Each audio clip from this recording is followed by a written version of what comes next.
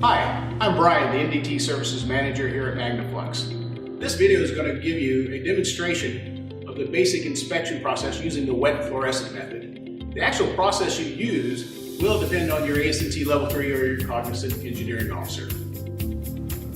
The first step in the magnetic particle testing process is to ensure your part is ferrous, which means it has to contain iron so that we can magnetize the part.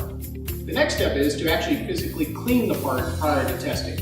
This will remove any oils and greases that are on the part so that your testing is much more effective.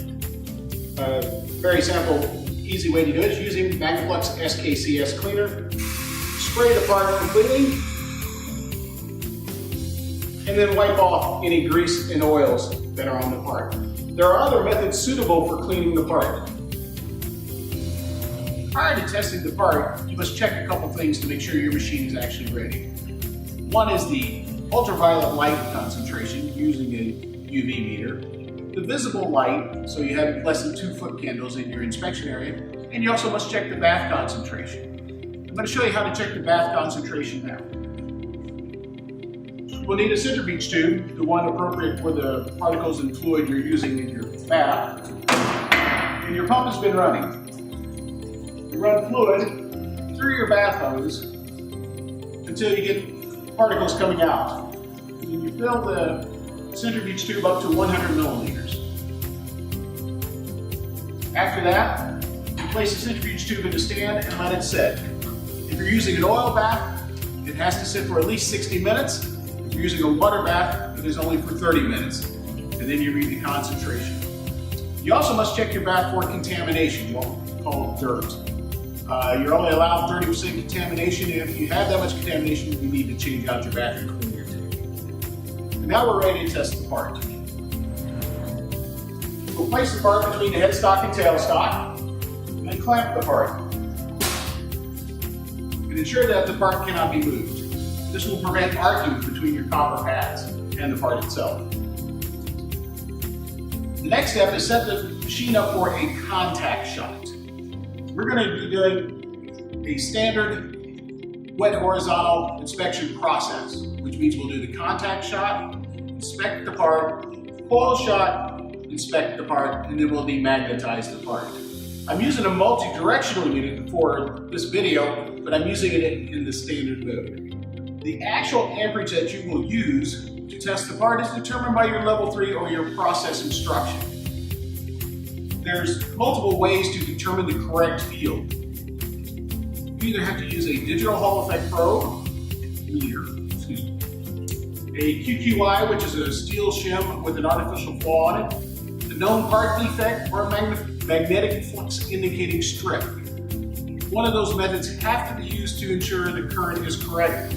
Then you can use the ammeter on the machine as a reference point. So now that we have the part clamped in, we will weight the part, and then we will apply the magnetization current right as I stop the bath, such as follows.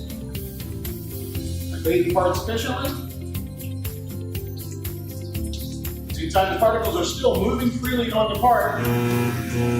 I apply the magnetic current. Now you heard 2 pulses of mag current on this machine. The ASTM standard says we're required to do 2 mag shots on each part.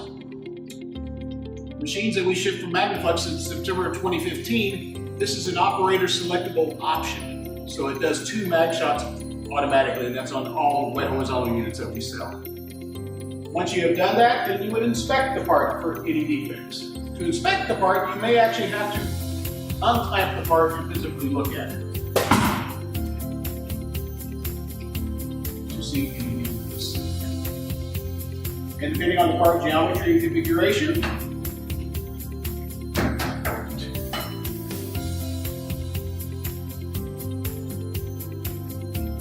we'll inspect all areas. Once that inspection is done, you can place the part back into the,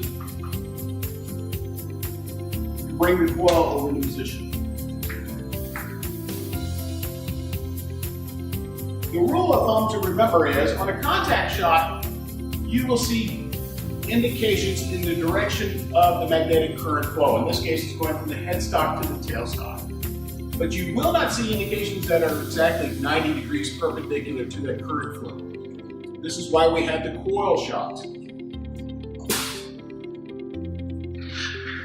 So now we move the coil into place.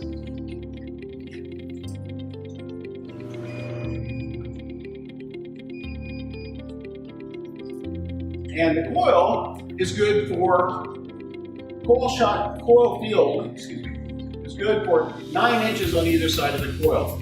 So effective part area is 20 inches. So if you have a part over 20 inches long, you need to move the coil and form a second, third, or multiple shots until you cover the part. The technique is still the same.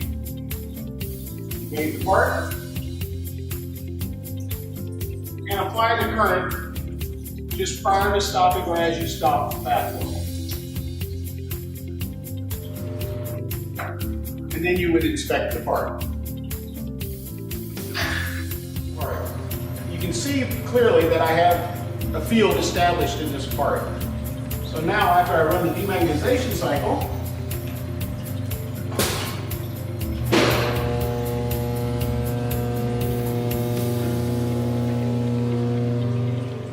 we can check, and the part is now demagnetized. Once the part is demagnetized to your specifications, the normal specification is less than plus or minus 3 Gauss. You may then take the part on to continue processing it